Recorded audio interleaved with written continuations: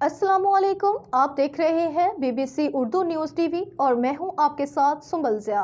Bulletin का बाकायदा आगाज़ करते हैं और शामिल करते हैं इस वक्त तक की अहम खबरें।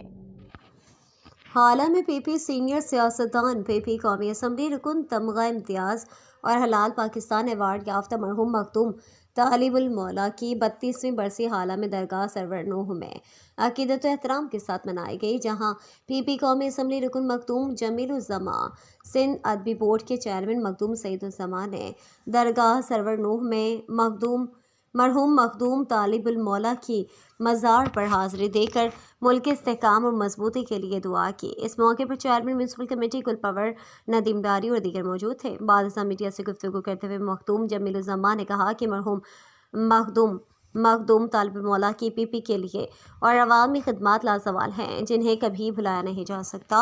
उन्होंने कहा कि वफाकी हुकूमत को चाहिए कि किनाल बनाने से कबल सिंध हुकूमत और सिंध के अवाम को एतमाद मिले, जबकि किनाल सिंध के अवाम को किसी सूरत में कबूल नहीं, जिस पर वफाकी हुकूमत को किनाल के लाजमी बनाने के बयानात से परहेज़ करना चाहिए। इनका कहना था कि मरियम नवाज़ को इमरान खान की तरह काम करना अच्छी बात है।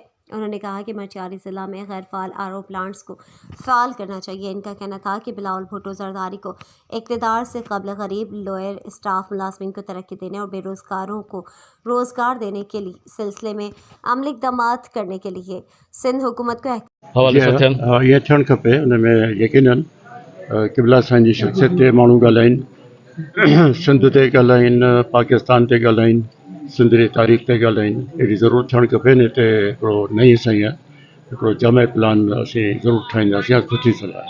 अच्छा सर, वफाकी हुकूमत की जानिब से डैम की जो है लाजमी डैम बल्कि कैनाल्स की जबरी तौर पर तमीर लाजमी करार दे दी गया है, आपके इस हवाले से क्या कहेंगे?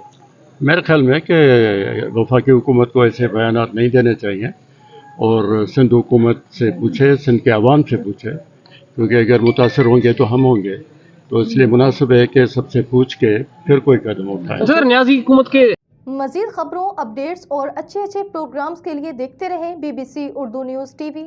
अल्लाह निगहबान।